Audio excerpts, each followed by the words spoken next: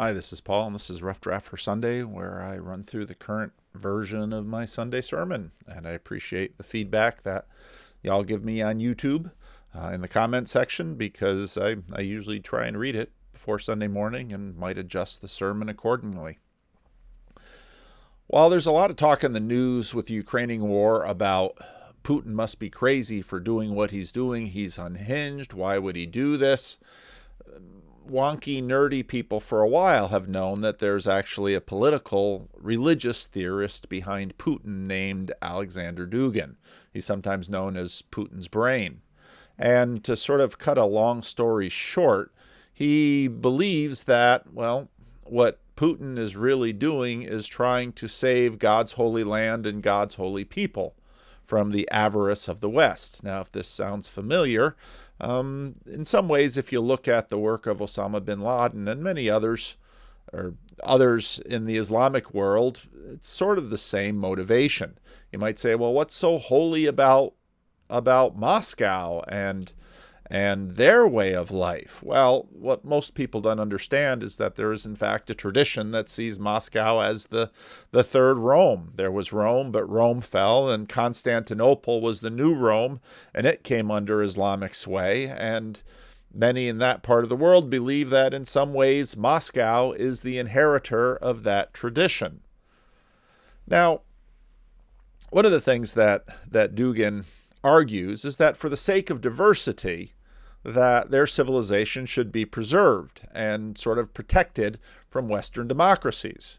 And the West is simply taking over in terms of culture and economics, and now it wants Ukraine too, which has deep religious significance for Moscow and the Third Rome.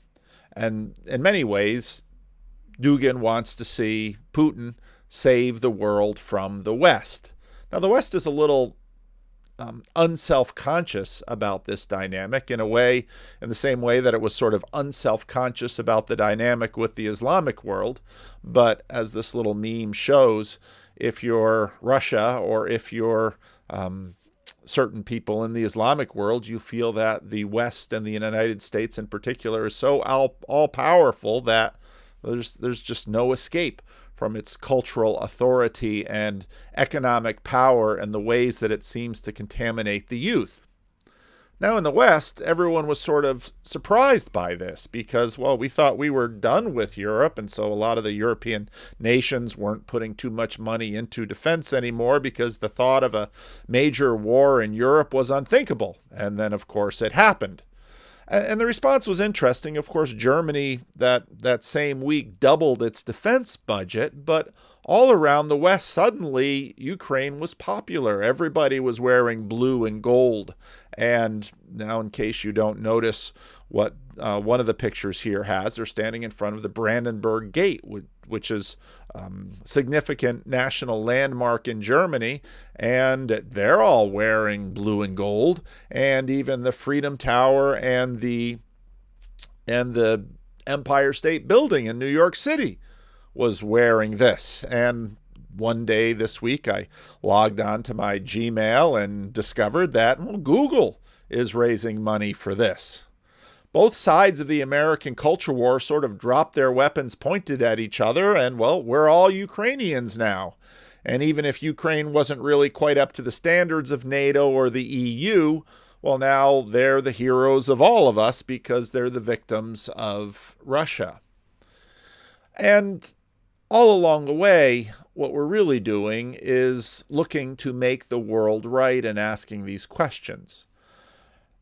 If we look at it through a particular lens, we can sort of understand the Judean culture war, because, of course, it was God's holy land and God's holy people that was being contaminated and leaned on by the Romans, and everyone is looking for a way to resolve the Roman problem. Now, last week we looked at Peter and Judas, and as we go through these stories that lead up to the crucifixion of Jesus, we'll find Peter and Judas being the two disciples most prominent in the story.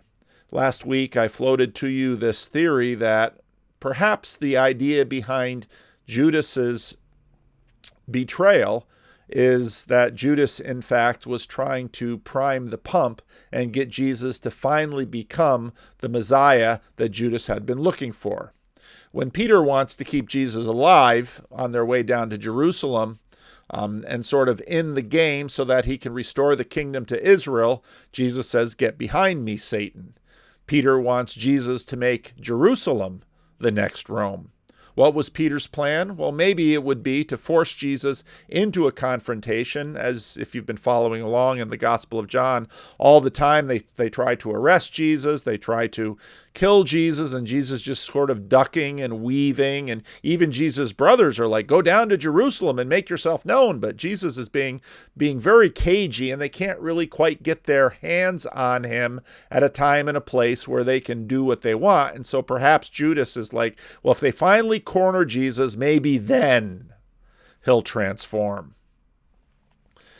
Judas perhaps thinks he's something like Tony Stark in the Avengers movie, and there's this one scene where the Mark Ruffalo plays the David Banner Hulk character, and of course when Hulk gets angry, the scientist turns into this giant raging green powerful monster that can just defeat his enemies. And so, perhaps Judas is waiting for Jesus to hulk up and save the day. And you can think of the Romans as evil alien invaders that are trying to take over the world. And there's, of course, Peter back in the ranks in a little more conventional way of figuring out, well, how can we finally deliver God's holy land and his holy people from the evils of the powerful Rome?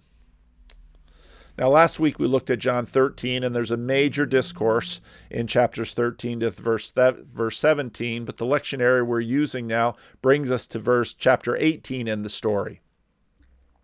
When he had finished praying, Jesus left with his disciples and crossed the Kidron Valley. On the other side there was a garden, and he and his disciples went into it. Now Judas, who betrayed him, knew the place, because Jesus had often met there with his disciples. So Judas came to the garden, guiding a detachment of soldiers and some officials from the chief priests and the Pharisees. This is finally the chance, because during the day in the temple, Jesus is surrounded by people, and they're very conscious of the mob, and they don't want to get the mob upset. Now, you're living in a day where you have knives and swords, but people power was quite a bit more forceful. You don't have tanks, you don't have guns, you don't have bombs. And so the thousands of people in Jerusalem for the feast, you've got to really think about them when you're trying to do what you want to do. So it's perfect to have Jesus alone at night, cornered. Now maybe Jesus will hulk out, smash these guards, and finally the revolution will get underway. So those coming after Jesus, a cohort, in Matthew it's called a great crowd. We don't exactly know how many people, but it was a significant number of people, and they're carrying torches, lanterns, and weapons. Jesus, knowing all that was going to happen to him, went out. Jesus doesn't sort of hide in the bushes, oh, maybe they'll pass me, maybe Judas won't know the exact spot. Jesus actually goes out to meet them. Who is it that you want? Because, well, if you're traipsing through the Mount of Olives late at night with an entire detachment of police and soldiers and weapons and torches, surely you're looking for somebody. Jesus of Nazareth, they replied. I am he, Jesus says. It's rather amazing they don't recognize him because he's the most popular guy in town right now. And Judas the traitor was standing there with them. Then Jesus said, I am he. And they drew back and fell to the ground. Now, what's with that? Jesus simply says, I am, or I am he, and they fall back. Well, this looks promising. If he can have the whole detachment of soldiers fall back, think of what he might do when he really gets going. There's his power. Will he finish the job? Again, he asked them, who is it that you want? You can imagine them picking themselves up. Jesus of Nazareth, they said. Jesus said, I told you that I am he. If you are looking for me, then let these men go." This happened so that the words he had spoken would be fulfilled. "I have not lost one of those you gave me." So Jesus protects his disciples and says to the guards, "Here I am, take me." And they still don't. Notice the repetition. The cock is going to crow 3 times. Peter's going to deny Jesus 3 times. Or the cock's going to crow once. Peter's going to deny Jesus 3 times. Notice the repetition of 3s. Then Simon, who had a sword, drew it and struck the high priest's servant, cutting off his right ear. The servant's name was Malchus. Jesus commanded Peter, "Put your sword away. Shall I not drink the cup the Father has given me?" Then the detachment of soldiers with its commander and the Jewish officers arrested Jesus, and they bound him. So Judas is sort of relying on Jesus' miracle working. Peter's going to take matter into his own hands, but Jesus basically says, if anyone's blood is going to be shed, it's going to be mine. And they brought him first to Annas, who was the father-in-law of Caiaphas, the high priest that year. Caiaphas was the one who advised the Jewish leaders that it would be good if one man died for the people. Simon Peter and another disciple were following Jesus, because this disciple was known to the high priest. He went with Jesus to the high priest's courtyard. But Peter had to wait outside at the door.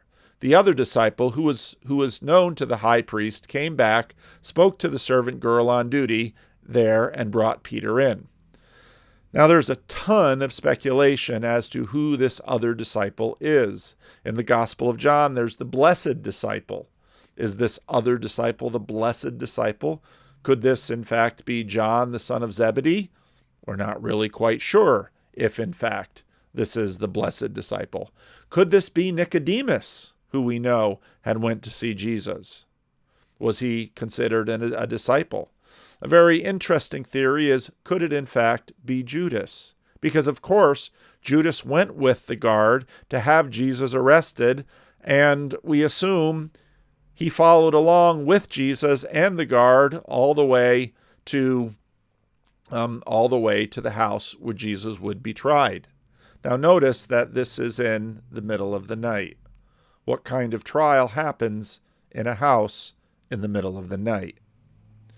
Now maybe Peter, Judas figures, should be there to watch Jesus hulk up, and then finally it'll happen. The servant girl. "You aren't one of these men's disciples too, are you?" she asked Peter. He replied, "I am not." It was cold, and the servants and officials stood around the fire they had made to keep warm. Peter was also standing with them, warming himself. Now, remember, Peter promised that he'd die rather than disown Jesus, and now a servant girl asks him, "Are you a disciple?" And he breaks under pressure. Meanwhile, the high priest questioned Jesus about his disciples and his teaching. "I have spoken openly to the world," Jesus replied. "I always taught in the synagogues and the temple during the day,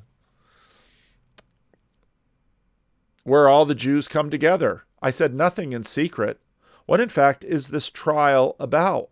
If they already know what they want to do with Jesus, why, in fact, have a trial at all? Yet they feel the need to." Then Jesus said this. When Jesus said this, one of the officials nearby slapped him in the face. "This is the way you answer the high priest?" he demanded. "If I said something wrong," Jesus replied, "testify as to what is wrong.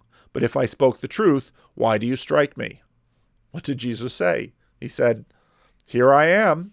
I've said all that I've said in the broad light of day in the temple, and now it's night, and you take offense." Then Annas sent him bound to Caiaphas, the high priest. Meanwhile, Simon was still standing there warming himself, so they asked him, "Aren't you one of his disciples too, are you?" He denied it, saying, "I am not." One of the high priest's servants, a relative of the man whose ear Peter had cut off, challenged him, "Didn't I see you with him in the garden?"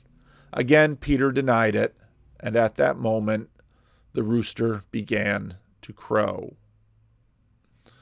What's going on here? Peter pledges to be faithful. He does not. Judas sells Jesus for 30 pieces of silver. Earlier in the book, it said, Jesus knows what we are like. And we have it on full display here. We want to participate. We want the thrill of meaningful participation in world saving. Oh, if the Ukrainians are winning, I'm with Ukraine. Here are the lights. Here are the statues. Can I donate money? We're just waiting for Jesus to hulk out and for the baddies to get everything they deserve, and everything will be great. Why doesn't Jesus do it? Just identifying himself to a cohort of armed men sends them falling back. But Jesus will not hulk out and become a weapon and purify the world in the way that we imagine. Remember Noah?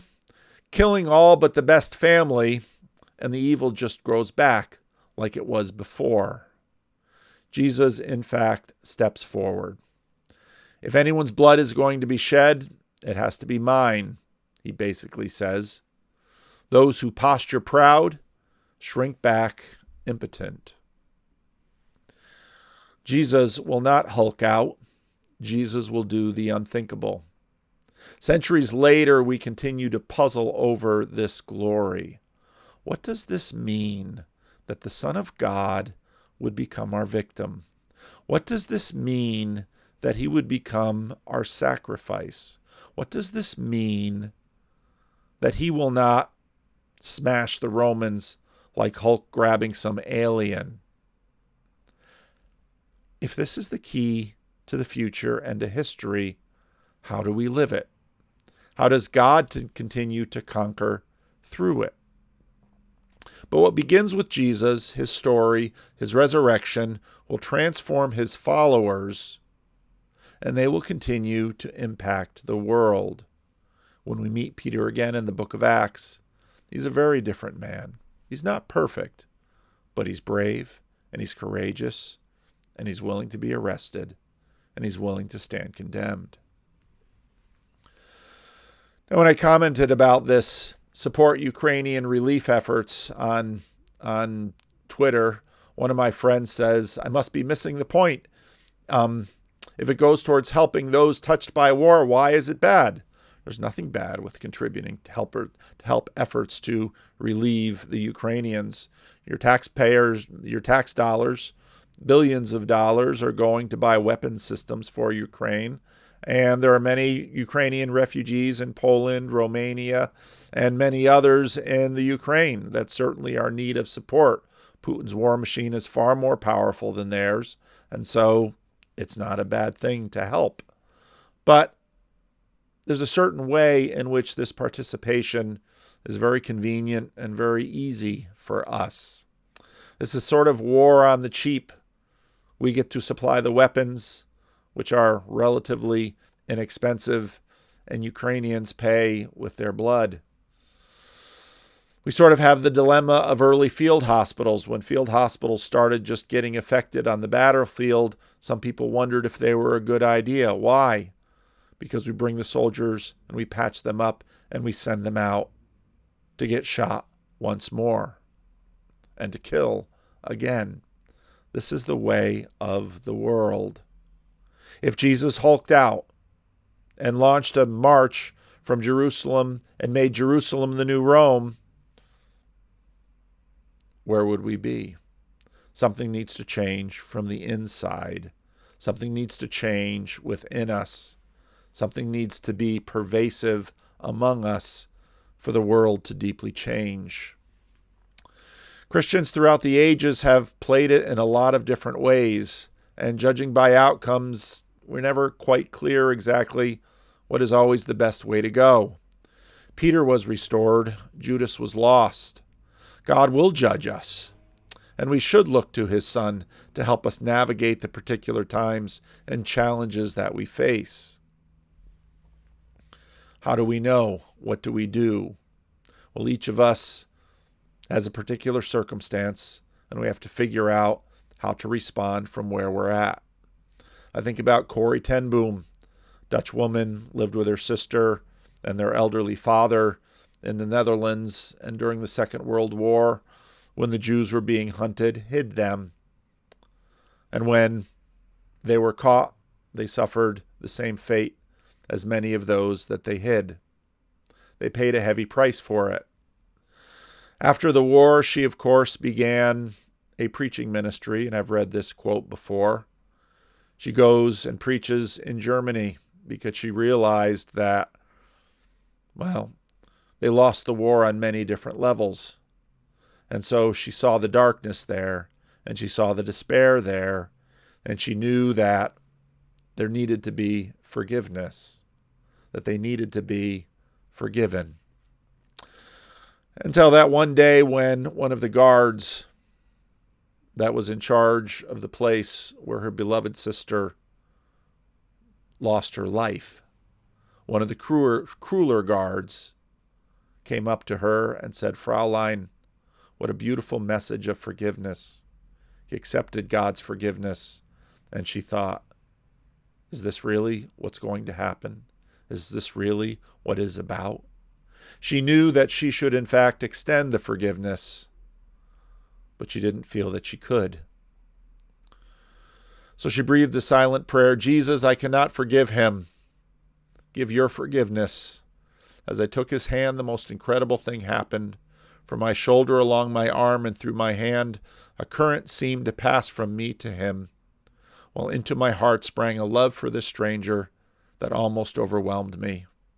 And so I discovered that it is not our forgiveness any more than our goodness that the world's healing hinges on, but his. When he tells us to love our enemies, he gives, along with the command, the love itself. I don't know what that means for each of you in terms of how you need to apply it for your life. It's quite likely that you're not living in a war zone, but I'm sure you are surrounded with people who you should forgive and who need your forgiveness. And so the question is, what will you do? Will your forgiveness save the whole world? Probably not. But it can begin with you, and it can be continued with you. And this is the way.